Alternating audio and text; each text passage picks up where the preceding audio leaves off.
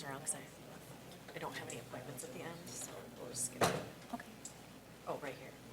I have those, but I don't have some afterwards. Right here. Yep, so we won't need that,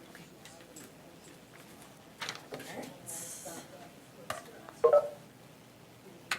Good evening, everyone. It is Wednesday, May 13th, 2020 at 6:30 p.m. and I'm calling this meeting of the Common Council to order. We're going to start with the Pledge of Allegiance. I pledge allegiance to the flag of the United States of America and to the republic for which it stands, one nation, under God, indivisible, with liberty and justice for all.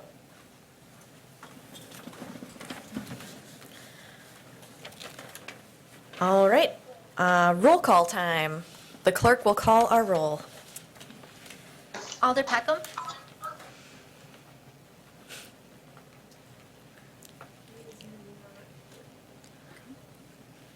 Alder Martins?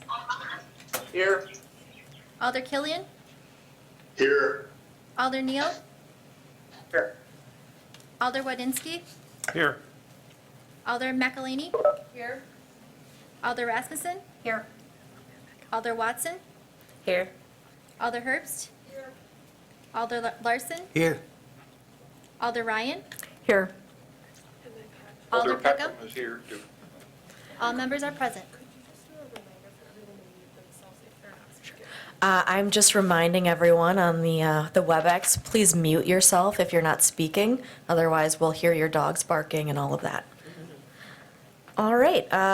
Next up is public comment. All citizens who are pre-registered for matters appearing on the agenda and other public comment are welcome. Do we have anybody?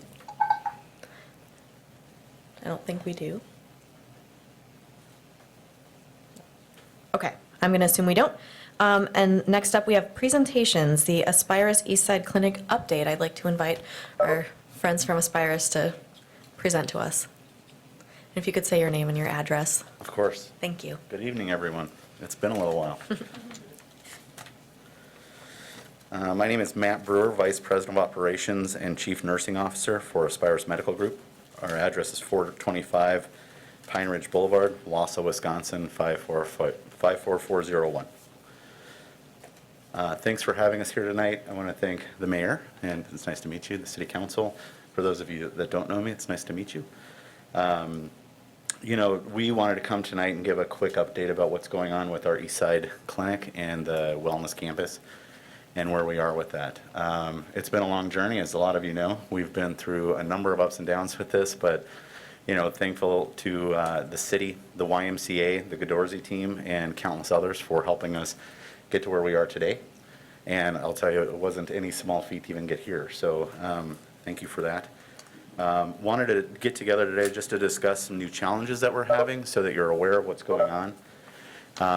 If you've been watching us in the news at all, you'll know that Aspirus has been very transparent with the impacts that this virus and pandemic has had on our organization. So like us, like any other excuse me, organization, have been doing a number of things to ensure our own stability. And one of those efforts that we've chosen is to look to postpone our Eastside Clinic and Wellness Campus. We were set to start construction this June and would probably be under construction for approximately 1 year. We've now decided, based on any number of things that we've reviewed to understand where we are financially, that we're going to be postponing this project until beginning of summer 2021, so for 1 year. And then we anticipate starting back to where we are today and moving forward, finishing up our design and building our facility and continuing on with our intent of the wellness campus with the YMCA as well. And any questions you might have for us? Does anybody have any questions? Oh. All right. Oh, are you waving, Alder Martins? Just a minute. Okay. I guess we don't have any questions. Great. Thank Thanks. you for the update. Yep, have a good night. All right. We have committee reports. It looks like the Board of Public Works has a committee report. Is there somebody that wants to? Oh, I guess it's in the packet for your information. Any questions? Okay. All right, moving on to our consent agenda. I would take a motion to approve the consent agenda. Motion by Rasmussen. Second by McElhaney. Is there any discussion on the consent agenda? All right, I guess we are ready to vote. Alder Ryan. Aye. Alder Larson. Aye. Alder Herbst. Aye. Alder Watson. Aye. Alder Rasmussen. Aye. Alder McElhaney. Aye. Alder Wadinsky. Aye. Alder Neal. Aye. Alder Killian. Aye. Alder Martins. Aye. Alder Peckham. I saw his mouth move. Alder Peckham. Aye. Motion passes 11-0. All right, thank you, everybody. Moving on to file number 200503, Mayor's Appointments. I just want to let you know that we pulled out the dog park because the mayor doesn't actually appoint those committee members, so we won't be voting on that tonight. But I would take a motion to accept the rest of the appointments. I would so move. Motion by Peckham, second by Watson. All right, any discussion? I guess the only discussion I have is that I'd like to thank the members who have served, and I'd like to thank the members who are planning on serving. The clerk will be in contact with a way to get sworn in once we vote on this, assuming it passes. We're ready to vote. Peckham. Aye. Martins. Goodness. Martins. Aye. Killian. Aye. Neal. Aye. Wadinsky. Aye. McElhaney. Aye. Rasmussen. Aye. Watson. Aye. Herbst. Aye. Larson. Aye. Ryan. Aye. Motion passes 11-0. All right, thank you very much. We're moving on to file number 200504. This is the joint ordinance annexing territory from the town of Stettin to the city of Wausau, low 4306 Hilltop Avenue. And I just want to let you all know that this does require a 2/3 majority. Do I have a motion to accept?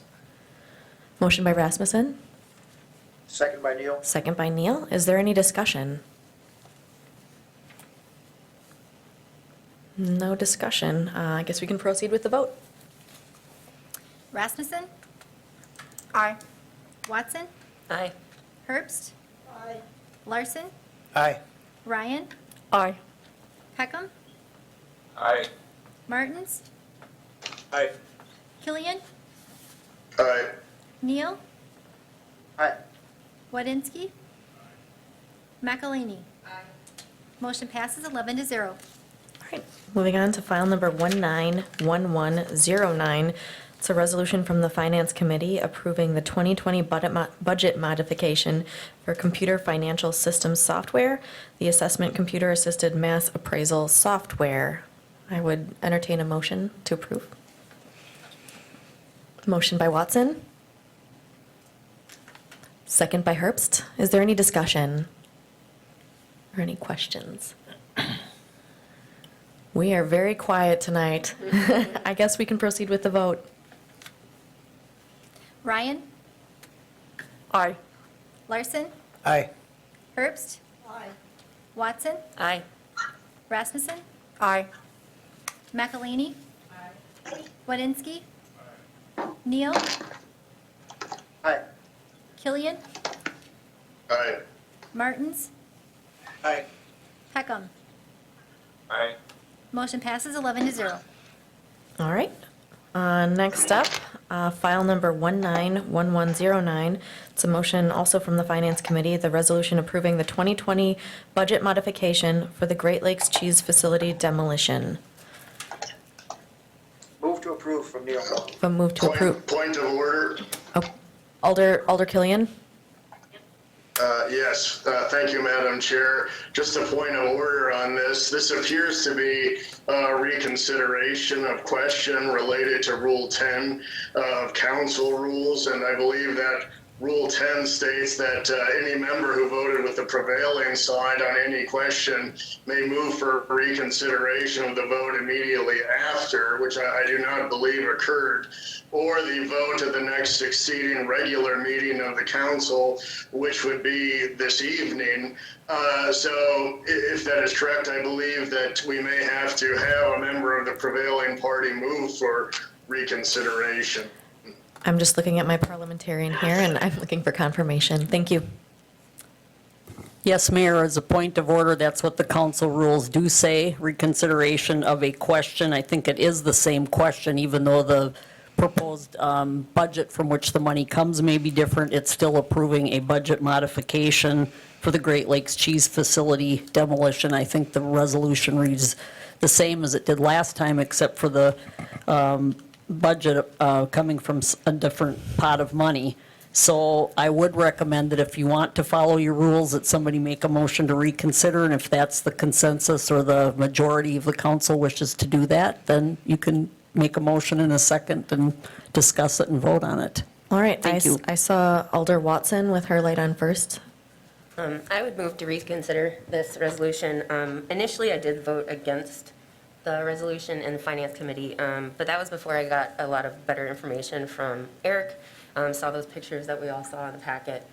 So I would move to reconsider. All right, do I have a second? I'll second. I have a second from Rasmussen. All right, any discussion? Looks like Alder Rasmussen would. So I guess I have discussion on the item itself. So if we want to vote on the reconsideration first, Okay, all right. I'll hold my light until we get it passed. Alder Larson, would you like to speak now on the reconsideration? I'm new at this, I don't know if I should or not. So right now, the motion on the table is to vote, we're reconsidering whether or not we want to bring this back to the council. So if you want to speak in favor of bringing it back or against bringing it back, now would be the appropriate time to talk about that. Well, my point to the whole matter is we voted on this thinking that this was supposed to be all done, taken care of.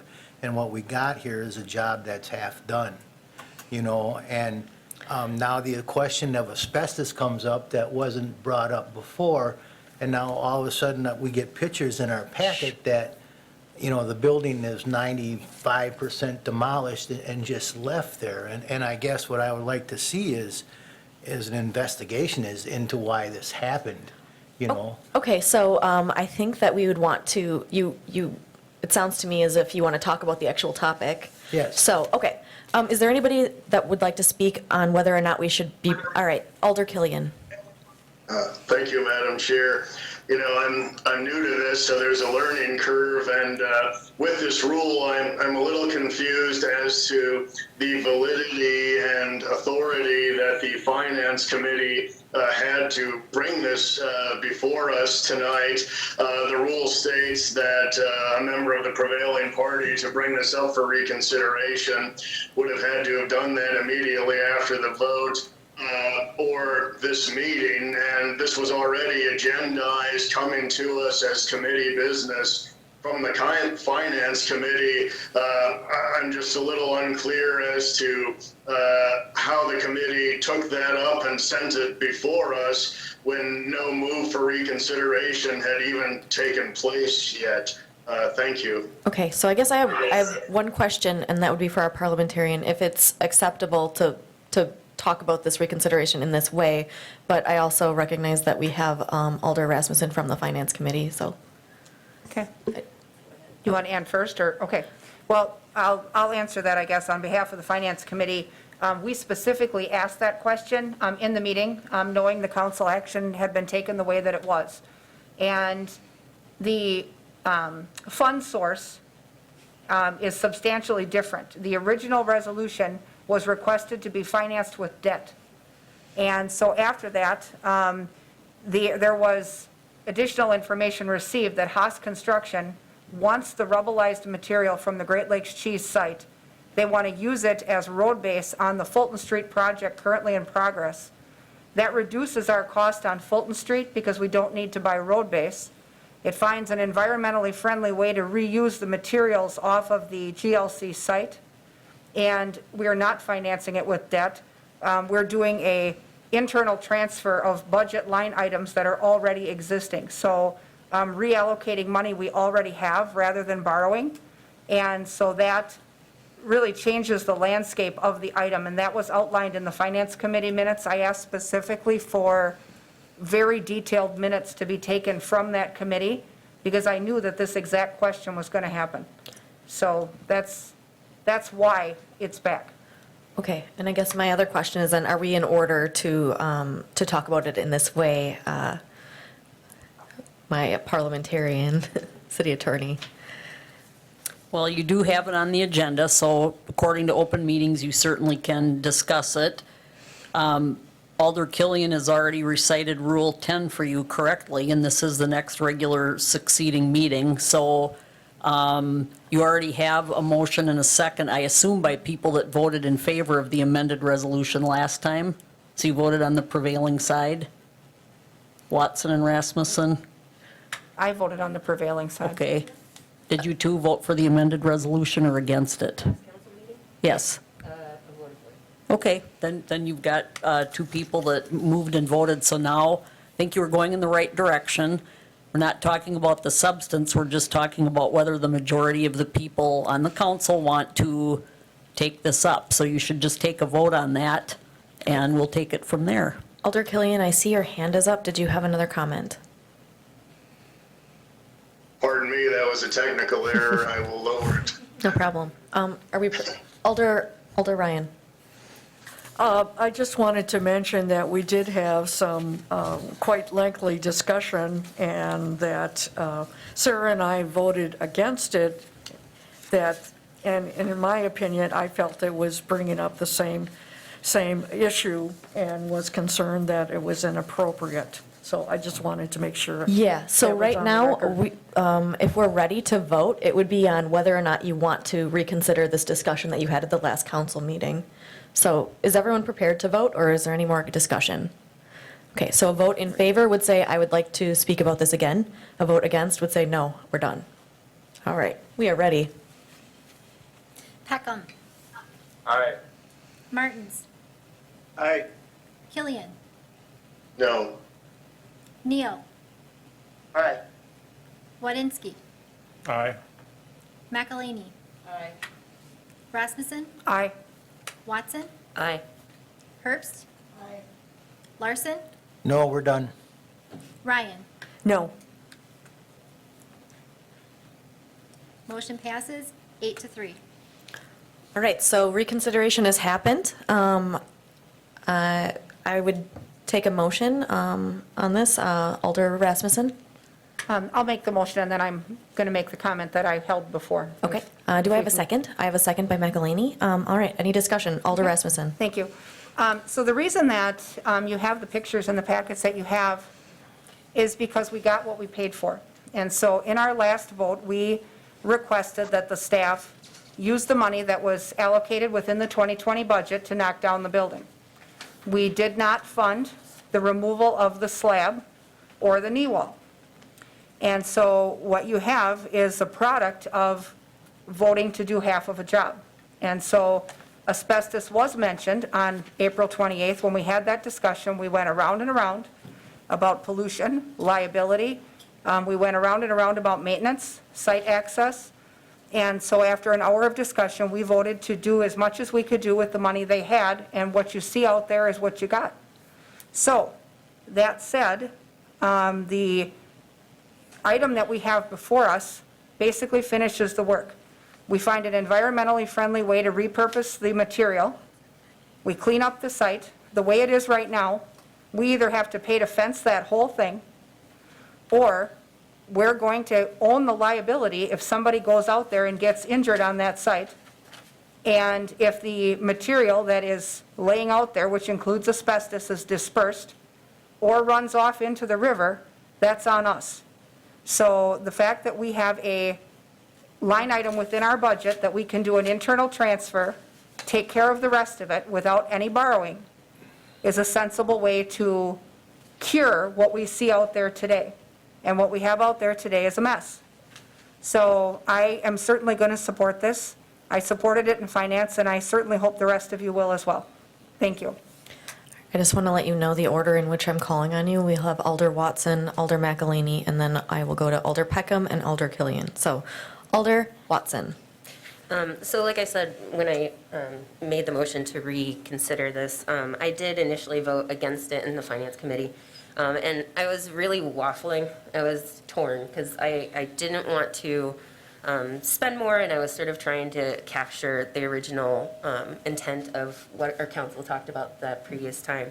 But after the additional information that Eric, you provided, it was very helpful to see what the site looks like. And also, I mean, considering the asbestos and the safety issues, I think it's really important that we do tackle it. And after talking with Mary Ann in finance this last week and understanding more about financing and government budgets, I feel very comfortable having that money transferred. It's not additional debt. It's something that we can take care of, and it's going to make our community safer. So I will support it this time. Thank you. Alder McElhaney. Thank you, Mayor. I am supporting this. I was one that asked Eric on the last go-round about asbestos. He believed at that time the asbestos would be abated, is what he said, they had hoped it would come off the walls, and the contractor could not get it off the walls. So there was a change. And so now it's in a rubble on a platform. Now, I'm not going to say no, let's keep asbestos in our city. That's craziness. And I've talked to the associated neighborhood, Forest Park, and they're ready to go. So I also, the part with Haas, who is doing the Fulton Street, wants that base and put that in as a bid. They expected to get that base and use that, repurpose that as a base. And so they lowered their bid for that work on Fulton Street with that intention. Now, at the time, you have to go back. There's no need for you have to go back. Things happen. When we have projects or road work, you will find in CISM, things happen, unexpected things all the time. So when we voted for this in the last term, we told Haas, yep, you can take that base, because we didn't expect the guy to die that was going to have it all taken out for Haas. I feel as the city of Wausau, in doing business with our contractors, we shouldn't job them out and say, well, now you're going to have to eat that cost that you're going to have to buy base because we have you under contract that, under a bid for fixing Fulton. So even though we're not going to give you that base because we're not going to, pay to take it out like we have promised, but you're going to have to eat that cost. I don't think that's a good look for the city of Wausau. Sometimes things just happen. And, for good or bad, this will not be the last time things will happen. So I am hoping this passes, because I am, for one, not wanting our city council to say, yeah, let's keep the asbestos out there and let's hope nothing happens.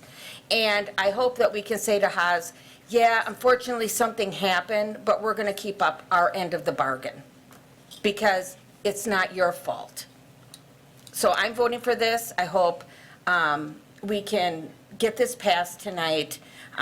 We can always look at how things happen and after they happen and try to fix them in the future. But when things happen, we have to deal with them at the time. Thank you. Alder Peckham.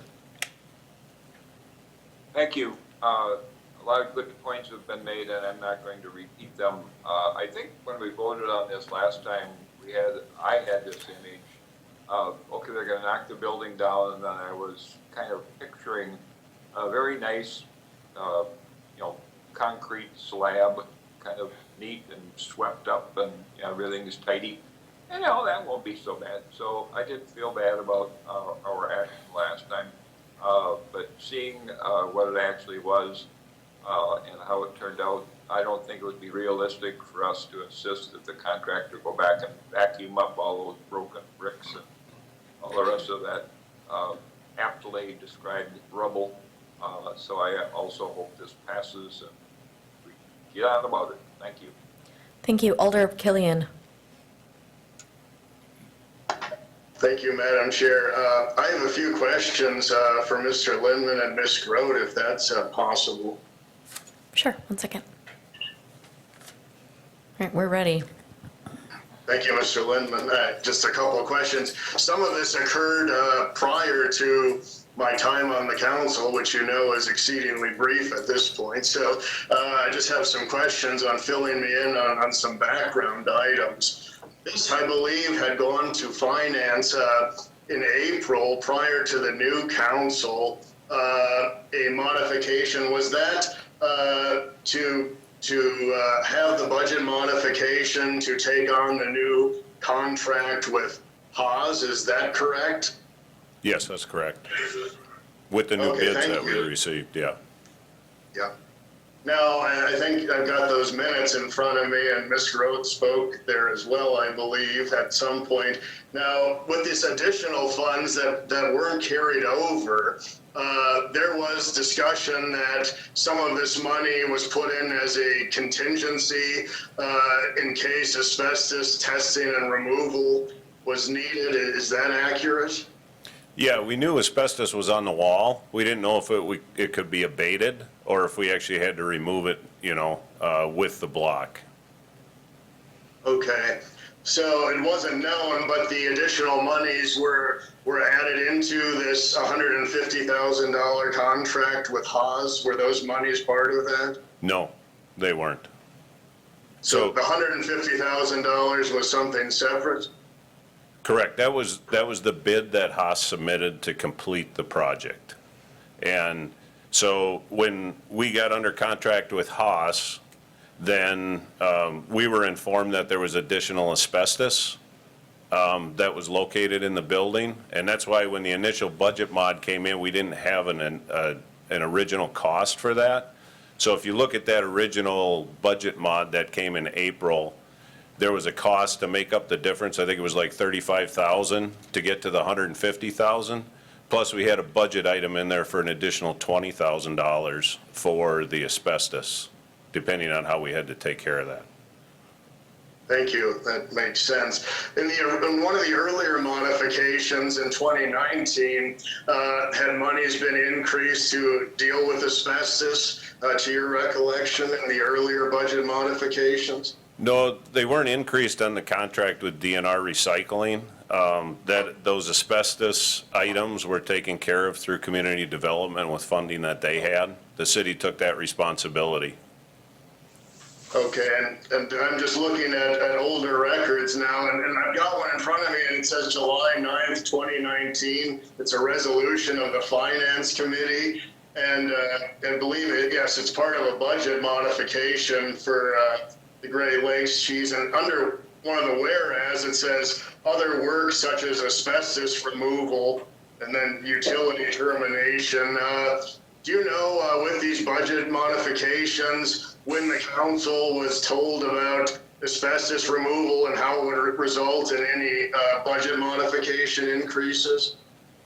No, it's typically all part of our demolition projects. Sometimes we do the investigation, concurrent with hiring a contractor. And so, like under this one, community development have funds for that. And so they do the investigation with North Star is who we hired to do that. And then we would typically contract with Mavo to do the abatement and those types of things. So sometimes they run concurrently, but on different paths with different sources of funds. Thank you. That's helpful, and I apologize that for the lack of brevity here. This is a large issue. Just one other question, Mr. Lindman. The DNR, it says in the packet, they're aware of this. Do you recall who the contact was at the DNR when the asbestos was brought up to them? I don't know who was on site for that, Tom. Yeah. Okay. Okay. All right, thank you very much. That's helpful. I just have one question for Ms. Grote, if that's possible. Sure, one moment. Thank you, Mr. Lindman. Sure. Yeah, Tom, I'm here. Hi there, I can see you. Oh, okay. So there's some minutes from the April 14th, 2020 Finance Committee, and under the budget modification mentioned there, I believe these comments were attributed to you, that you had indicated an additional $54,500 is needed, which includes $20,000 contingency in the event of any asbestos or other unknowns are found as the demolition proceeds. Does that sound, are those minutes accurate? That sounds right, yes. Okay. In that packet, there's also a contract that's with Haas.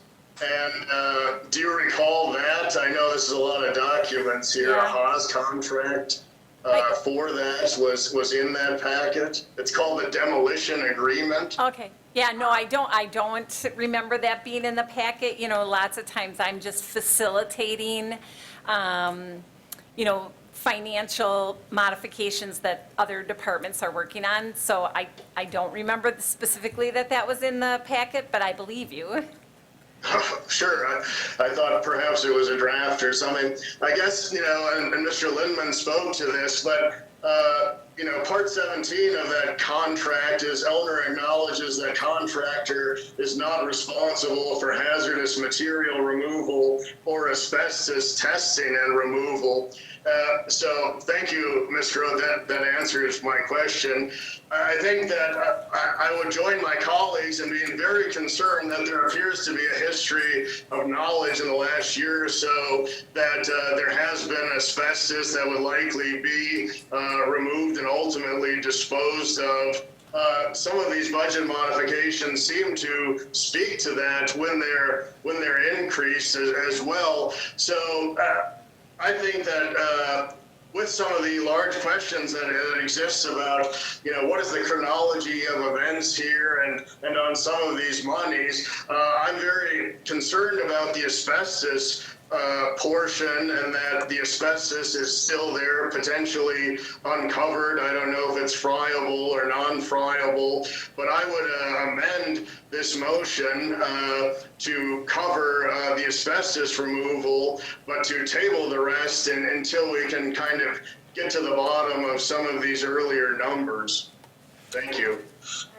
He still has his hand up. Okay, well, we have an amendment to the motion. Do I have a second?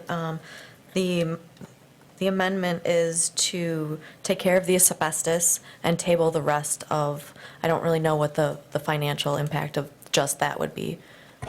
I will second that. Okay, we've got a motion by Killian and a second by Alder Larson. Is there any discussion on this? If you can push your button to speak. Alder Rasmussen. Thank you. We can't do this job halfway again, and that's what this is. If we're going to just amend this and only fund the asbestos, and we're going to leave the rest of that sit, I mean, we can't forget what the photos look like. It's not clean and green except for the asbestos. That's just one facet of how ugly this thing is. So we can't afford to do half a job a second time. We need to get it taken care of. Yes, the asbestos, but everything else that's laying out there also. And Fulton Street's in progress, so they need the road base sooner than later. We can't afford to table it, let it sit another month, maybe act on it later, maybe not. You can't hold up road construction like that. We have to finish it tonight. So I would encourage us to vote no on the amendment. Okay, I see your hand up, Alder Killian. Did you have something to add on this? Sorry, I've got to learn to put that down. My apologies. Nope, that's okay. Alder Ryan, I saw your light go on and now it's off. Do you have any? Okay. Yes, I guess I have some more concerns about the whole state of the site. From looking at the pictures, Eric, do you I'm mind? sorry, I just want to interrupt you before we get going, because we are talking about the amendment to the motion. Is this about the amendment? Or should we wait until we It is vote on it? discussion about the amendment. Eric, do you mind coming up? I guess I'm concerned that at the present state of the site, that the way it is with all the debris, I think you're saying that there is asbestos potentially in all of this rubble No, I'm saying that there's, of what's been taken down. Can you differentiate between the rubble that's down, as if what portion is with asbestos or not with asbestos? yes, there's one pile with asbestos Okay. that's been separated. All right. So my concern was, I previously, back in the 90s, bought some asbestos siding and when I lived in Kenosha County back in the 90s, and I had to deal with its disposal. Luckily, you could do it, and it was on a small scale. And just oversized contract bags, we were able to do it. But with this rubble, you're talking about a ton? Does it have to be at a certain landfill that's made for contamination? Does it have to be wrapped up? I mean, I doubt, but if you're talking about a ton or more, how does it have to be disposed of? Yeah, to the landfill, the Marathon County landfill, and it is truckloads will have to go. I don't know the tonnage. Okay. My concern is that I wasn't sure if you could differentiate between it so that would all the rubble not be usable for base for Fulton at all, or just a portion of it? They're going to use the concrete. So they're going to bring equipment on site. They're going to crush the concrete. All the other debris, the brick, the block, that type of stuff, that will all be brought to the landfill. Okay. Thank you. Thank you. Is there any more discussion on the amendment? All right, I think we are ready to vote on the amendment. Oh. Okay, Alder Larson. I don't have it in front of me, but are we going to be charged for that crushing of the concrete then? I see I forget what it was in here. If Haas is going to be doing it, what kind of, what I'm looking for, refund or what cost savings are we looking at? I guess, I don't know, my mind is wandering, I'm new at this, but I'm going to just stick with the amendment and shut off my light. Okay. Is there any more discussion on the amendment, or are we prepared to vote? All right. As a reminder, the amendment is to take care of the, we're gonna have it put up on the screen so we can all read it, and I can give you the correct information here too.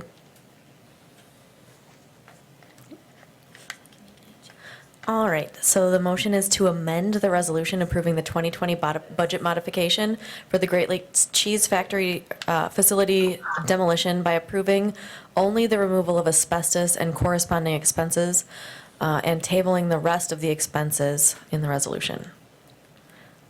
All right, we are ready to vote. Peckham. No. Martins. No. Killian. Aye. Neal. No. Wadinsky. No. McElhaney. No. Rasmussen. No. Watson. No. Herbst. No. Larson. Aye. Ryan. No.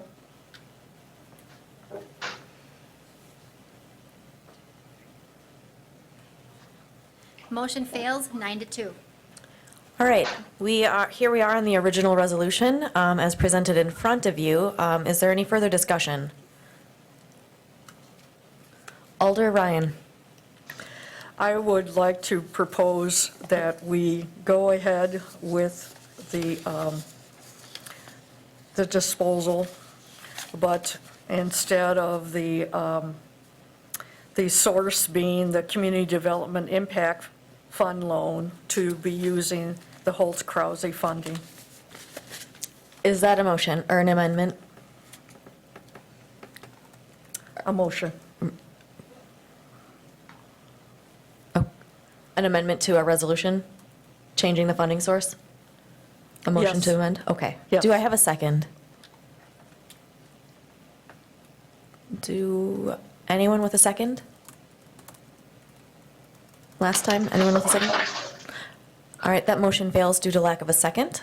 Is there any further discussion on the resolution as presented? Checking all the hands. Oh, Alder Larson. You know, I guess I sort of feel duped after the last meeting. I don't mind telling you that, you know, I after last meeting, I thought this was all said and done. We'd come back, we'd see a nice, pretty slab, and it's all said and done. My first point was is why are we here as a city council if this is going to be second guessed? But I guess I'm so new to this that I just feel like there's something wrong here and it needs to be looked into more. And I sort of agree with Mr. Killian. I believe we need to maybe get into the bottom of this. And even if this resolution passes, we need to maybe look at some emails and some memos and stuff and see how this all came about, because it don't sit right with me. Thank you. Is there any other discussion? No? Are we prepared to vote? All right, let's do this. As a reminder, what we're voting on, I guess I could read that. The resolution is to approve the 2020 budget modification, tax increment district, wrong one. The modification for Great Lakes Cheese Facility demolition. Rasmussen? Aye. Watson? Aye. Herbst? Aye. Larson? No? Ryan? Aye. Peckham? Aye. Martins? Aye. Killian? No. Neal? Aye. Wadinsky? Aye. McElhaney? Aye. Motion passes 9-2. Thank you very much, and I just want to give you some encouragement. I've been new too, and voting on things that have passed previous bodies is difficult to get your arms around sometimes, so thank you for being a part of this process. All right, the next item we have on our agenda is file number 191109 from the Finance Committee. It's a resolution approving the 2020 budget modification for the Tax Increment District 7 street improvements and related fund advance. Do I have a motion? I have a motion by Alder Rasmussen and a second by Alder Watson. Is there any discussion here? Alder Ryan. I voted no against this information at Finance because I felt that the explanation as part of the packet was insufficient. And so last week I did talk more with Alan, get some more information, that these sections of roads, primarily on the far west side, were all built around 1970s. And that my concern was, should we be doing an asphalt overlay if there was older water and sewer underneath that could be lead related, that would it be worthwhile? Because you have potential funding to pay this off in TIF revenue in the next couple of years, which is not available right now. So it's looking to use some other city funds that have cash now, and that there was a considerable savings, that they were estimating it to be, I believe, 1.1 million, and the bids came in very favorably at $672,000. But I have since learned, in talking with Eric last Friday, that underneath these roads, there is not lead as an issue. And if we would delay and not use TIF, I'm not sure exactly, but I would think these road conditions compared to the rest of the city may be waiting 30-plus years to get the asphalt done. So with this additional information, and then I wanted to share with the rest of the council so that they would be aware of it, that I'd rather not use more TIF, but I don't think it's fair to have them wait another 30 years or more as well. So I plan on supporting it. Thank you. Thank you. Is there any other discussion? Alder Killian. Yes, I do have one question. We're discussing the use of funds from the environmental fund, is that correct? Yes. For me, and perhaps some of the new members of the community, could someone please speak to the nature of that fund and what its intended use is? Sure, one moment. Our finance director will answer. So back before my time, there was a Holtz-Krause landfill, which is where the soccer fields are, and there was some, pollution found on site. The city of Wausau, as well as a number of manufacturers in the community, were considered responsible parties. The Holtz-Krause Steering Committee was organized, I believe, to support all of those private sector companies. The city at the time settled with, I believe it was Wausau Insurance. Again, this is before my time. And the city received payments of, I think it's like $62,410 over a 25-year period of time. And that accumulated in this fund to offset ongoing maintenance of that remediation, which, the landfill was covered, and we did extraction and water pollution removal.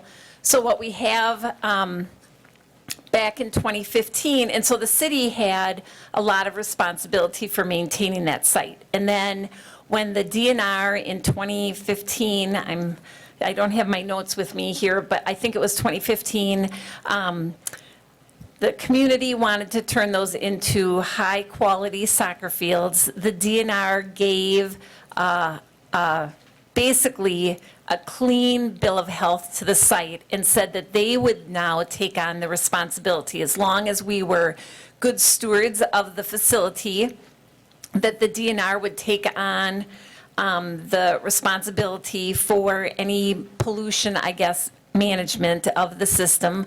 The county bought the property, so now the county owns that. There is that flare that's there, but really that flare is really only for aesthetics. It's to remove gas smell that would be emitting out of the old landfill.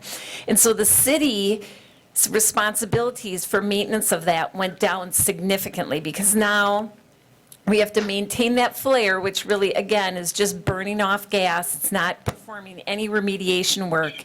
And then we do a little bit of mowing around the edge. The county is doing all of the maintenance to the fields. So we have this money, and we did use it on several occasions to fund other things, and then we returned the dollars back. When we constructed Curling Way, we provided some money to TIF 3, and then I gave you a third example, Deb, but it's not coming to me now. I think we've used the money 3 times. This resolution, we would loan ourselves, the $672,000 out of that environmental fund. The district appears to have the finances to pay it back over 2 years, and the finance committee agreed to pay that environmental fund back interest at 2.25%. So the district would actually have more money when this arrangement was over than they have today. And it, again, is working on Holtz-Krause. We're also using it to help us with our obligations at the Superfund site. So there's really no strings attached to these funds anymore. But it's a great resource, and that's why my suggestion, we pay it back so that we can continue to use it for things, but right now it's just sitting idle. Thank you, Ms. Grote. One follow-up question on that. It sounds like a very flexible fund, and it can be leveraged for environmental needs if that's the case. Is that accurate? Yes, I believe it could, yes. So would I be accurate then in the conclusion that when a neighborhood on the southwest side spent several years with concerns about notable dioxin levels in the soil, that this was a fund that could have been drawn upon if necessary by the city If it for was, testing? if it was after that time period when the DNR basically released us, which was like 2015, I think, yeah, we can use it for that, yep. That clarifies that. Thank you. Thank you. Alder Ryan. I just wanted to mention that I did get some additional information about the fund that I could share with Alderperson Killian, but the actual payments ended, I think, the last year was 2018, so there are not any future payments coming out of this fund. It's just a question of what's in the balance and then how it's being used or spent. Okay. Is that something you can? Yes. Sorry. I would answer it if I had that info. Maybe you could. So Deb's correct, the last annuity payment was made in 2018. So we do establish a budget for that fund each year. So we're estimating what it will take to manage that flare, as well as what our obligation for the Superfund site is. And again, the Superfund site is shared between Marathon Electric, which I think is called Beloit Regal or something like that now, Wausau Chemical, and the city of Wausau. So while the city has only about 1/3 share of those costs, but the Common Council does adopt a resolution for the funds that are spent out of that fund each year. So you could, you know, if you went to the 2020 budget book, you would see what was budgeted. All right. Alder Rasmussen? Thank you. One thing we talked about in finance was the reason that it was such a good idea to finance it this way was because of the recyclable nature of the funding and the fact that we can pay it back with interest into the fund. The fund will be healthier than it was when we began. And then if we have future mandates or we have future situations where additional remediation is necessary, we certainly can go back to that fund again and, you know, recycle that money and use it for another purpose. And the fact that we'll have it replenished with interest in 2 years certainly makes sense. So we love the idea of making something healthier than we found it and still getting stuff taken care of. Alder Larson. I have a question for Ms. Grote.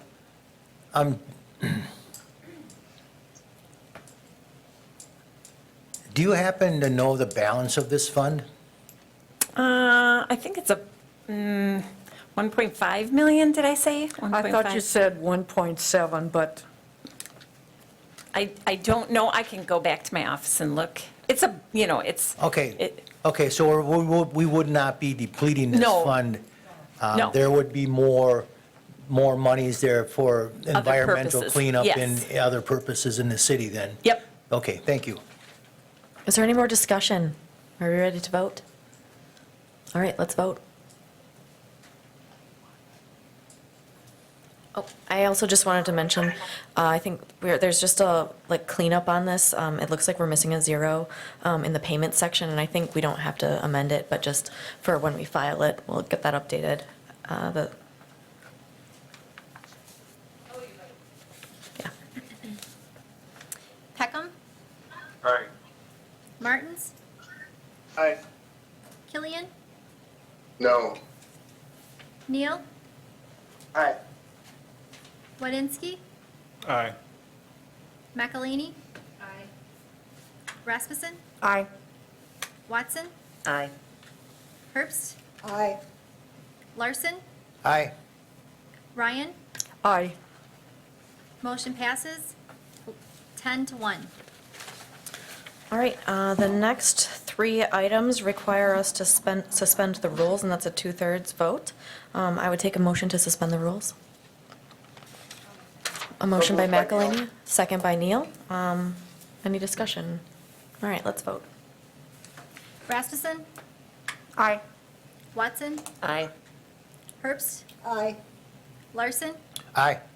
Ryan? No. Peckham? Aye. Martins? Aye. Killian? Aye. Neal? Aye. Wadinsky? Aye. McElhaney? Motion passes 10-1. Thank you very much. Now, the reason we had to vote to suspend the rules is because these items did not come through committee because they came from me. File number 200506 is a resolution creating the Safe Elections Task Force. I just want to give you a little bit of background on this. We started having discussions about how do we ensure the election in August and November are safe? What if we're in a second wave of this pandemic? So I wanted to make sure we were thinking about our elections as we move forward and what we can do here.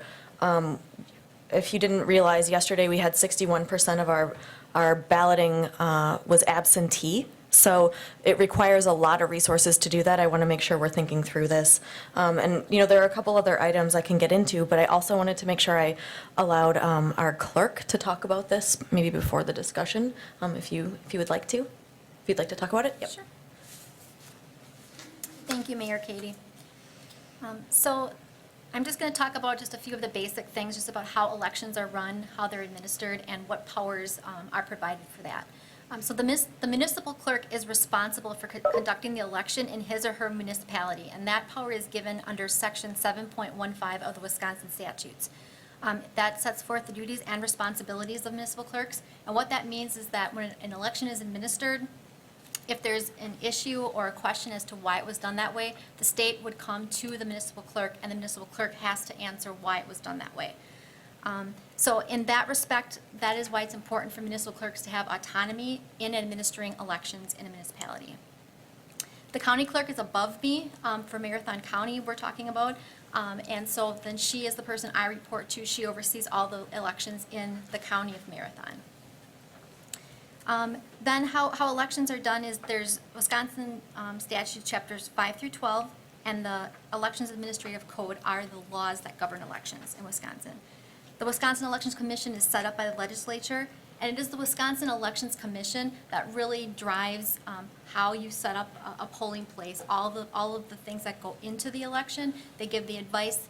Anything that we would like to change about an election or how it's run has to be run past the Wisconsin Elections Commission before we could make any of those changes. They do that because obviously we want elections to be the same no matter where you are in Wisconsin. The Wisconsin Elections Commission puts out an election day manual, and that actually sets forth every step that you have to go through in administering election, right down to how you set up the tables in your polling location, or if you want to change polling locations, what steps you have to go through to allow that to happen. There's a form that it's like 8 pages long that you have to provide information to the Wisconsin Elections Commission to even set up a polling place in a certain state.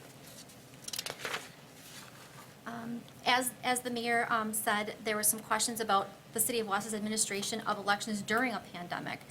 So I just wanted to touch on how that all came to be of how we should do that. So when the pandemic arose, the Wisconsin Election Commission right away hosted webinars. They provided guidance on what we needed to do to put steps in place to make sure we had a safe election.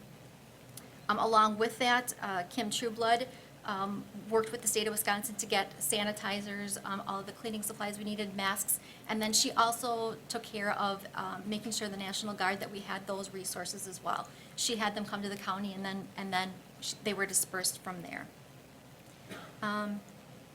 Some of the other questions that have come up is how did we communicate with residents to let them know what was going on in the city in regard to the elections? Well, we utilized the news medias, the city website, social media to notify our residents about requesting absentee ballots ahead of time, about where they could bring those absentee ballots to City Hall, Obviously, with City Hall having to be closed down, they couldn't just come like they would normally, so we advertised that we have the drop boxes that they could put them in. Or we said, you know, we put up the phone numbers outside of the doors at City Hall to say, if you need a call, if you need us to come out and help you, do that. So the information was there. We also, we received numerous phone calls. Residents reached out to us, which we're thankful for. We want them to call us if they have questions, and then advise them how to get that absentee ballot back. So just a couple of other things that I just want to comment about before you discuss this resolution. So there are legal and procedural reasons why the city of Wausau, through the clerk's office, administers the elections the way that we do, and I would be happy at any time to sit down and talk to any of you about any of that. Some of the things that I'm looking at to currently, hopefully to make elections more efficient, is looking at if we can establish a central count for absentee ballots. Again, in order to do that, there are steps that we would have to go through, and ultimately, the Wisconsin Elections Commission is the one that has to say, yes, you can do that. I'd also like to look at succession planning for our poll workers. I mean, we have an aging workforce for poll workers. How are we going to deal with that in the next couple of years? Are we going to need to consolidate some polling places and make a larger central place for voters to come? So all of those things are definitely being looked at. But again, the thing that I really want you all to remember is we can't just make rules. We can't just decide we're going to do this or do that, because there are laws, and the Wisconsin Elections Commission has to approve anything that we would change. So again, my door is always open. If you have questions, please let me know. I'm happy to talk with you. Right, so I guess this was a really good example of how we work through these things. My intention is to appoint Leslie to this committee. I don't have any appointments today, but that's the intention, so that she can guide us through this process. Because there are some things we can talk about, and then there are other things that she'll just say, hey, you actually don't have control over that. One of the things I really want to look at is how much it costs us to send out absentee ballots, for instance. Do we have the right resources here to stuff them all? Do we have people staffing? So there's stuff we can consider, but we're not going to consider the stuff we can't. Yes, Alder Rasmussen. Thank you. I actually also had talked with Katie early on about this task force, and I think it's a great idea. I think that it's a forward-thinking initiative surrounding the last election, not this one the other day, but there was so much question and so much uncertainty. I mean, there was, and then you add the pandemic in there, which brought fear. And so I think if we can have a good public-facing process and have a task force that is trying to be proactive to find, you know, things we can do, and there's times that we can think outside the box within the confines of the law and create a better environment for our voters. And so I love the fact that she's bringing this initiative, and I think that it's something that, you know, is certainly worth talking about. And if something is a bridge too far that, you know, we come up with an idea, then Leslie can reel us all back in, and I think we'll have good results. So I'm excited about this one. Is there any other discussion on this? Alder McElhaney. Thank you. Yeah, I agree with Lisa. I think this is a good task force. I don't know, I mean, I know as an alder, I received numerous phone calls, especially for April's election. People come to their alder people for, you know, for their information. They don't always call the clerk, and the clerks sometimes don't answer the phone and or are busy or whatever, and they come to us. And I even try to keep people abreast about changing. I mean, you know, District 6 was changed to Marathon Park, keeping people abreast, you know, on next door. So I think having a task force that looks forward to all that for people that do get questions and do interact with their residents quite frequently through neighborhood groups and everything else. I think this is a win-win, and I do believe, as I talk to other people, is we may be in the November election headed toward another spike. They're expecting this to come through fall, like flu season, which November is a prime time. So we may run into some issues again, and to be ready for them compared to April's back and forth would be really, really a smart idea. So I am going to be voting for this task force, and I look forward to it doing its work. Thank you. I guess we have been talking about this, but we don't have a motion on the floor. I would entertain a motion. Motion by Rasmussen, second by Larson. All right, if there's any other discussion, I would take it now. But it doesn't look like we have any more discussion, so let's vote.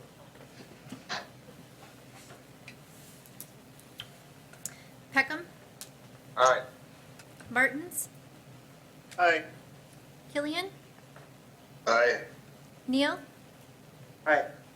Wadinsky, Aye. McElhaney.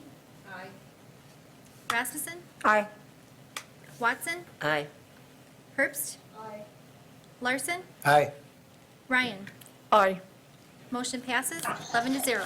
All right, now I'm going to need to appoint people to this, so if you're interested, feel free to email Kathy, and we'll talk to you about that.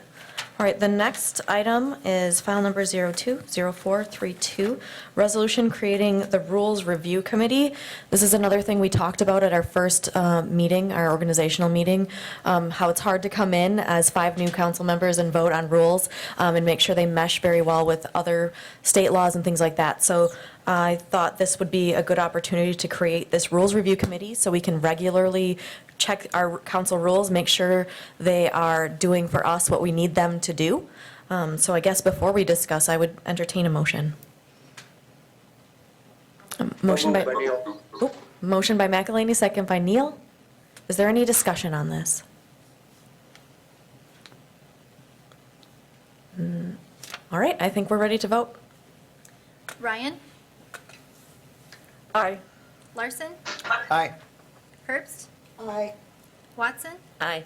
Rasmussen, Aye. McElhaney. Wadinsky, Aye. Neal, Aye. Killian, Aye. Martins, Aye. Peckham. Aye.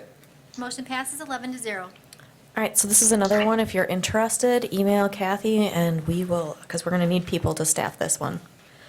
All right, now this is the last creation of a new committee. I just figured we might as well talk about them all today. This committee is file number, where am I? 011106. Resolution creating the Capital Improvement Program Committee. Now, this one will oversee the CIP projects that are requested by the department heads. You'll rank them, you'll make recommendations to the Finance Committee, ultimately. So if there's, I would entertain a motion. Motion by Rasmussen? Second by Herbst. Is there any discussion? Alder Rasmussen, and then Alder Brett. Thank you. This is another committee that's good for us to take a look at. We've done it the same way for a really long time, and it was largely an internal-facing process. And so I think that, I think one of the ideas that has come up recently is that we would consider a mixture of perhaps citizen members, community members, and council members in vetting those projects, which is certainly a good idea. The only recommendation I would have, having been through this 12 times, is at some point, there needs to be a liaison between both the Finance Committee that has to take up the recommendation and the CISM Committee, which is the Capital Projects Committee that deals with infrastructure, because infrastructure is such a large part of our projects. So if we have that bridge between the two so that the communication flows between all of those 3 entities, I think this can be very successful. So I'm excited to see what we can create that's a little different. Great. Alder Larson. Alder Rasmussen echoed my thoughts. Oh, great. Alder Peckham.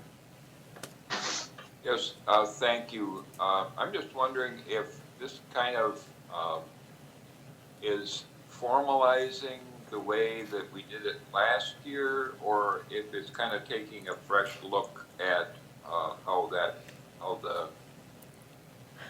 how the committee would look, who's going to be on it, all that stuff, because last year we did change it so that's not the entire Finance Committee was doing all of it. They kind of did some specialization on that. So I don't know, maybe you or Alder Rasmussen could address that. I'm going to let Alder Rasmussen address that. Thank you.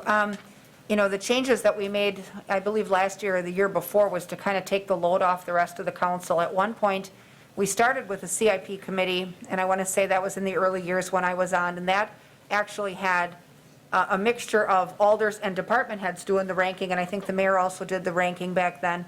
And it was the city planner, the public works director, the finance director, and then it had 3 alders, I believe. It was the council president, the finance committee chairman, and the SISM committee chairman.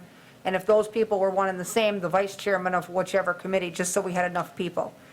Then we changed it so the entire council was doing the ranking. And it was really burdensome to the entire council because they had to go through this lengthy process to score every project, to sit through all the presentations.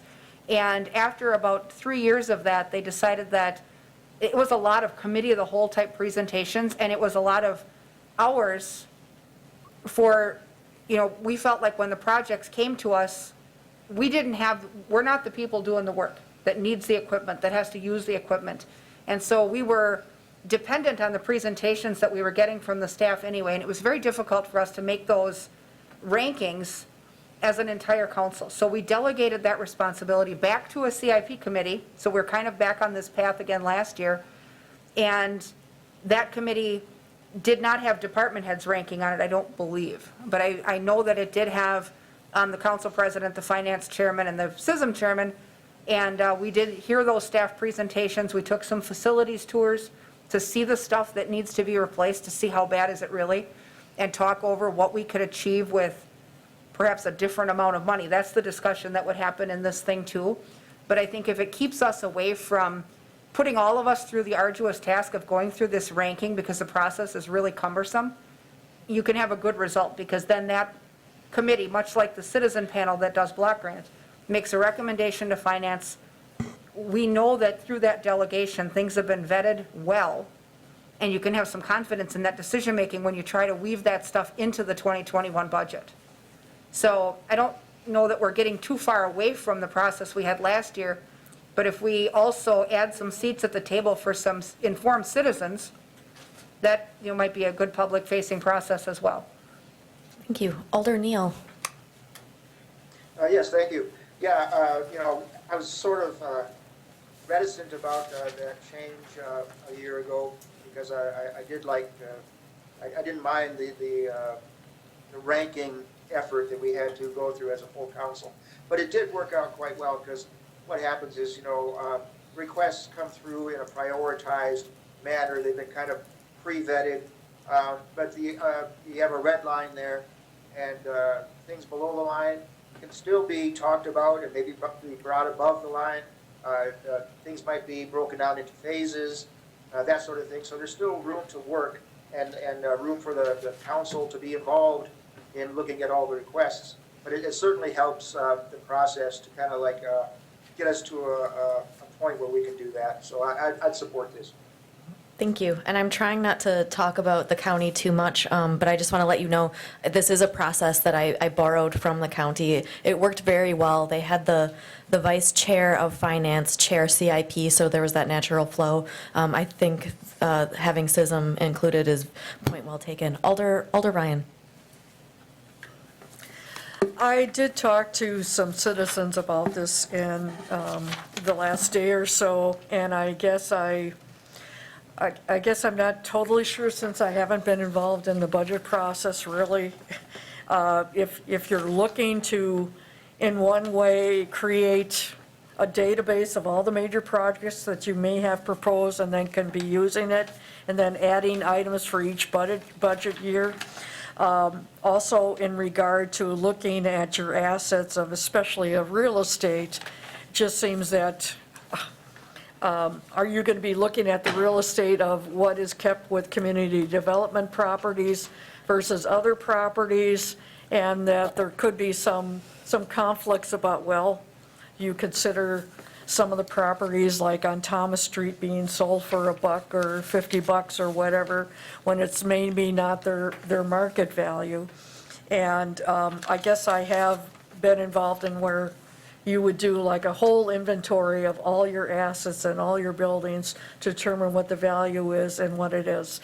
But in my opinion, even though I'm asking questions about the road and that, I have no expertise about knowing what it would do to do a section of road, how many staff it would, what kind of equipment and that. And so you're trying to do some ranking of like fire trucks versus other road construction. And I do think people that are in that area probably know how much it costs for a block or a mile of what needs to be done, what kind of equipment, whether some things are better to be done by contractors versus in-house. So I guess, to me, and one of my residents that I talked to thought this may be something that's to be considered as why we need an administrator. And I guess I don't want to say that it's something that we're going to make so complicated that it's to justify administrator, but I guess I don't know enough about the process to really know. Sure. So this is about capital projects. I want to acknowledge Alder Rasmussen. She seems to have some answers to some questions you've I raised. might have a couple. The CIP process has always existed, and, you know, what it is in general is capital projects that exceed $25,000 minimum. And so we've added some guardrails over time for how we didn't keep a database of projects and just keep adding to it. We want them to reapply every year because the needs for some projects evolve over time. And so you don't want to just keep projects aging and give the impression that if a project sits on the list long enough, eventually it'll get money. Because there's projects that come in every year and they don't score high, and they don't score high for a reason, because there's things we need more. And so to just let something age up isn't a good process either, so we make them reapply every year. But the guardrails I mentioned was that when we first, well, it was when I first started doing this, everything was in competition with one another. So you would have IT equipment, you'd have safety gear, you'd have garage doors, concrete work, all this stuff was competing through this scoring. Well, if you have a broken garage door, computer replacement, and breathing apparatus for the fire department, which one is going to score high? And it was to a point where some of the equipment they need, critical safety gear they need, is so expensive that by the time you got done meeting the safety needs of those departments, there wasn't much left for anyone else. And so we created this equipment purchasing fund, and so they know roughly what the lifespan of these items are. So if your breathing apparatus at the fire department costs $250,000, every year of its life you squirrel a little money away so that when you need them, you can go get them and you don't have to compete for them and hope that somebody likes them better this year than they like concrete repairs or computers or phone systems or whatever. It was a little off. So we fixed that part. And there's another guardrail there for vehicles. We have the motor pool. So if we need a fire engine that costs $800,000, in 1 year, we've squirreled away enough in the motor pool over time that we can afford that purchase. Sometimes we get grants for them, but we don't have to take that one big item and use all the money on one project and then everyone else is just out of luck. So the process that we have is, the ranking process is really good. It's just a matter of who's doing the ranking and how the report comes out. But I think we didn't have a bad process to start with, but I think we could have a better one, which is where we're going with the mayor. Alder Ryan, did you have another comment? Your light is still on. Oh, okay, no problem. Is there any more discussion, or are we ready to vote? Oh, I see Alder Killian. I think you're on mute. Thank you, Madam Chair, and I'm lowering my hand preemptively. So that's down. Good work. Okay. This sounds very positive, and I think the citizen component and participation sounds very positive as well. I'm just wondering, in kind of this embryonic stage here, is there a way to ensure that the committee, and particularly the citizen participation component, is equitable in the sense that it will include citizens from across districts and also from across different backgrounds and perspectives, just so that we know whether it's perhaps the terms of the citizen participation, that when there's a turnover, that we make sure that all districts are included, or that different socioeconomic perspectives are included, or that environmental justice segments are included.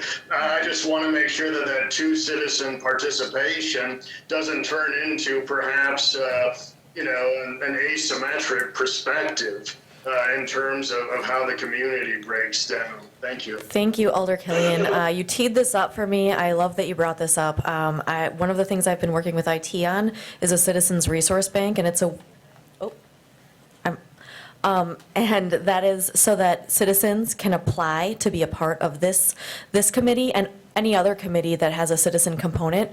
I want to say we're almost there. We just need to start pushing it out. So once that's live, I will email you, or someone, maybe Kathy, someone will email you a link to that, and we can apply and we'll go through it. People have an opportunity to talk about their interests, their backgrounds, why they want to be a part of this. So yes, I hear you completely. I want to make it equitable. Thank you. Thank you. Alder Peckham. Yes, thank you. I'm just wondering if, I think this has, it has the kernel certainly of a good idea that we should go forward with, but I'm just wondering if it could be brought back and say that it's going to be a 7-member body. 2 of the members are going to be specific department heads. There are going to be 3 alderpersons. There are going to be 4 citizens, and a little more structure on the composition of it. And I think we need to consider the challenge of having citizens come in cold, and how they're going to be educated as far as the city's needs and priorities and all that sort of thing. So I think this is almost ready for prime time, but I'd like to see it fleshed out a little more and have more specifically what we're approving instead of just, okay, go form a committee. So I'm wondering if the mayor would consider that. I mean, certainly, I'm wondering if what you're asking is in the form of a motion or, I guess if it would be appropriate, I would like to move to postpone this for no more than a month, and ask the mayor to, and possibly the council president, and if they would like to involve the finance committee chair or the finance director, more power to them, but to cook this a little further and bring it back to us in no more than a month in a little more specific form. all right, I have a motion to postpone this and give it a little more thought. Do I have a second? I have a second from Herbst. Is there any discussion on that motion? Alder Watson, Alder Watson, yeah. Go ahead, sir. Isn't it on page 56? I did kind of cook it out. I said, whereas the CIP committee shall be comprised of 5 members, consisting of 3 common council members and 2 citizen members. The committee shall be chaired by a member of the finance committee, and the vice chair shall be a council member. The members shall be appointed by the mayor, including the designation of chair, and confirmed by the common council to serve 2-year term to coincide with the biennial organization. And I guess, yes, that is what I have. Okay, that's what I was going to bring up also, is I think it's cooked pretty well, and I have faith that we can put the right people in the right chairs without holding off, because the CIP process needs to get underway this summer. And so if we need to have time to find those citizens, and I see them needing a little information, like they need to see the ranking sheets, and they need to understand what the timeline is and what the time commitment is. And so when we go out to find those people and show them how to do it, just the process, we need all the time we can get if we expect them to get underway in July.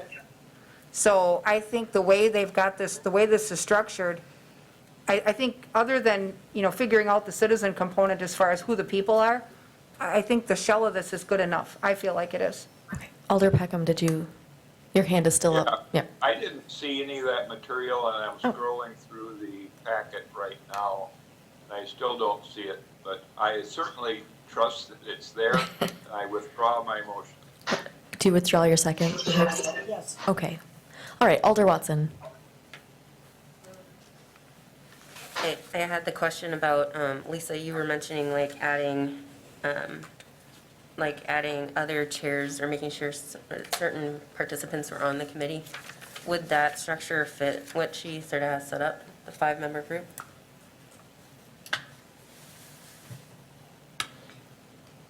Let's see. I don't specifically name anyone from CISM, though I could either informally or you could formally amend this to include someone from CISM. That, or you could appoint somebody from finance that's duly appointed, because we do have members on finance that are on both, and that person could just operate with both hats on, if they're, without adding extra seats and making it, sometimes when you get it too big, they can't make a decision, so, Oh, I know. right? So, yeah, I mean, if you have people who are duly appointed, it'll make it easy. Sure. Is there any other discussion on this, or are we ready to vote? Let's do this. Peckham, Aye. Martins, Aye. Killian, Aye. Neal, Aye. Wadinski, Aye. McElhaney. Rasmussen, Aye. Watson, Aye. Herbst. Larson, Aye. Ryan. Aye. Motion passes 11-0. Thank you very much. I had hoped that the next item would be mayor's appointments to the new committees, but I don't have them yet, so expect that at your next May meeting. We do have an addendum on our agenda, and that's file number 191109. It's a resolution, finance resolution, approving the 2020 budget modification for the Bridge Street Bridge Repair Project. Do I have a A motion? point of inquiry? Oh, point of inquiry. Yes, thank you. I'm becoming familiar with these new terms. But I just wondered, since this had just been passed in finance today, is that correct? Correct. Then would the suspension of the rules earlier also cover the suspension of Rule 1D, That is. which is the transmission of committee business to the council? Oh, we're getting a parliamentarian involved. Thank you. I think since we didn't specifically designate which rules were being suspended, which I often recommend that we do, I would give you the opinion that all the rules have been suspended, so I think it's sufficient to bring forth this item this evening directly from finance. Thank you. Thank you. Do I have a motion? Motion by McElhaney. Second by Rasmussen. All right, Alder Rasmussen. Thank you. On behalf of the Finance Committee, I just wanted to speak to this a little bit because it's coming same night, and there's obviously not completed minutes for the Finance Committee. We did talk about this in detail, and it did pass unanimously in Finance. What happened is we have the Bridge Street Bridge maintenance factored into our 2020 budget, and we received $450,000 in bridge aid from the county to assist us. We had $900,000 budgeted for the project. And so when we go to bid on the project, engineering, to get the largest impact in terms of work for the dollar spent, often requests a number of alternatives. And so with this bid, they requested that the bidding contractors submit a couple of alternatives. One was for a polymer sealant to be applied to the bridge to extend its life. The other was for concrete overlay to be put on the bridge, which would extend its life even further. It's been determined that a complete new bridge deck costs $6 million.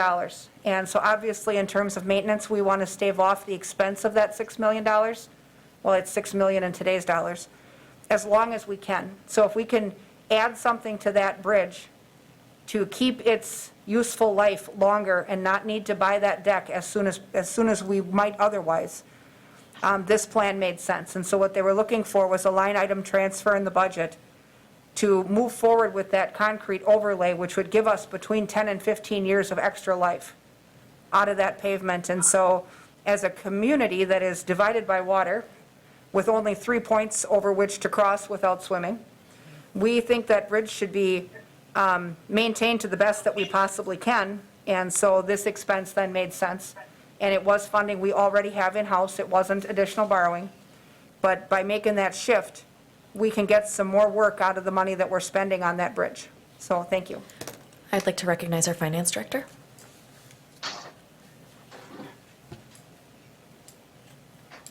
I just want to clarify one thing. So the 450,000 is funded with debt. So, the original 900, 450 was coming from the county bridge aid. 450 is in the 2020 budget, but its source of funds is debt.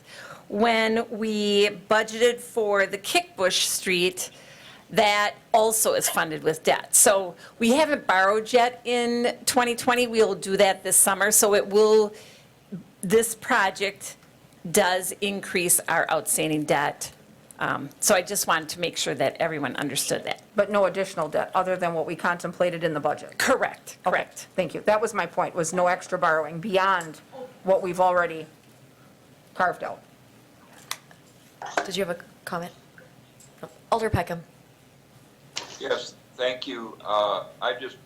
The quick math on this is that if we spend 25% more, we get twice the life. I think it's a pretty easy decision, and I'm very pleased that city staff brought it to us. Thank you. Alder Killian. Thank you, Madam Chair. I just have,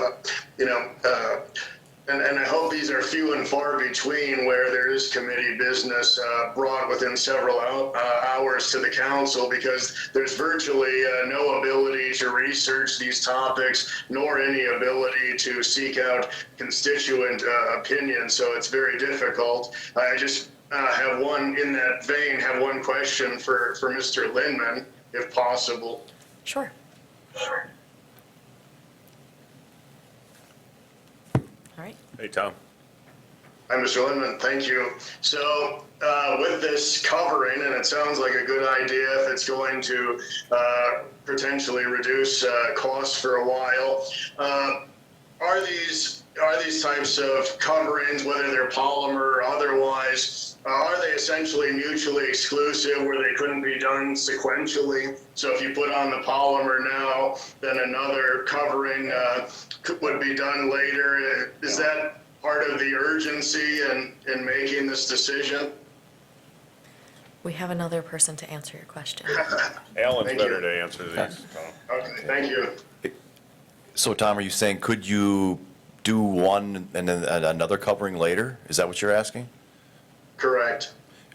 There is a possibility if you did the polymer overlay now in 7 to 10 years, you could do another polymer overlay. So that is a possibility. The engineer, Ayers Associates out of Eau Claire, who we hired to look at this project, would not recommend that because they're not sure, like if you do this polymer overlay, that deck was laid in 1987. The bridge was built in 1987, so there's been a lot of chlorides already intruding into that deck. You can imagine 33 years of salt being poured on it. So they're not sure if we need to do the concrete rehab on the deck, which we're going to do. We're going to replace the joints, and then we're going to do this polymer overlay. Not quite sure if when we put this polymer overlay, how it's going to react. They would not recommend putting 2 polymer overlays in, one now and one in 7 to 10 years. They would not recommend that. So I'm going based upon their recommendation. Thank you, and I assume that would be the same for polymer and then concrete, is that correct? Right, in looking at this, Ayers had stated that typically the concrete overlay would have already been done. And the polymer overlay, now the DOT does a lot of bridges. We only have a few here in Wausau, so the DOT does thousands of bridges throughout the state, so we kind of follow their lead. And they're typically putting a polymer overlay on even after the first year it's built. So it's before the chlorides can intrude, and earlier maintenance is with the polymer overlay. So we're kind of late to get to the polymer overlay, to be honest with you, and the concrete overlay would last us hopefully 20 years.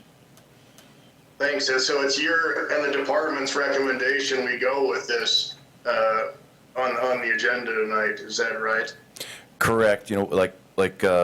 We tried to bid some alternates, and we did not know at the time when we bid it, where we're going to be in the budget. We knew we had a base number. We hoped to get the polymer overlay in there, and it was a consultant's recommendation, hey, let's put the concrete over there to see if we can afford it and see what kind of pricing we get. We were a little late in the game with advertising and getting out to bids, but We did get very favorable bids. We were under the engineer's estimates for all the alternatives. So we feel we've gotten very good numbers. We did get 4 bids, and all of them, were at or below, not all of them, the low bids for both alternatives were below the engineer's estimate. So we're confident we got good numbers, and we're confident with moving ahead. Thank you very much. Alder Larson. Thank you, Madam Chair. I want to echo Alder Killian's thoughts on, it would be nice to have a little bit more notice on this kind of stuff, so we can do the research and we can consult with our constituents. I too was very, very unsure about this until I made a phone call to Eric Lindman today, and I am going to I'm going to pass this. I'm going to vote for it. I think it's good for the city. I think it's good for the life of the bridge. I had my doubts until I talked with him, and that's it. I guess I can speak to that a little bit. I guess we didn't mean to bring it right back, and the urgency of it really is the bidding cycle and then trying to get this work done this year.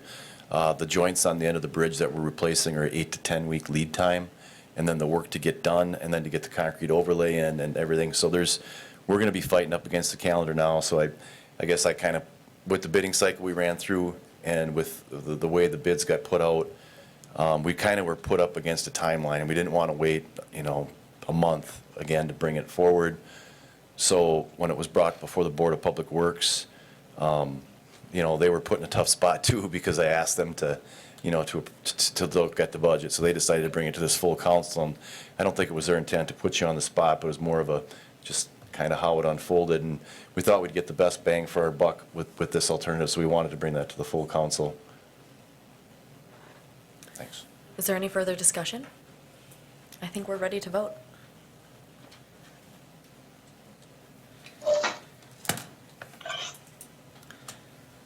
As a reminder, you're voting to adopt the resolution approving the 2020 budget modification for the Bridge Street Bridge Repair Project.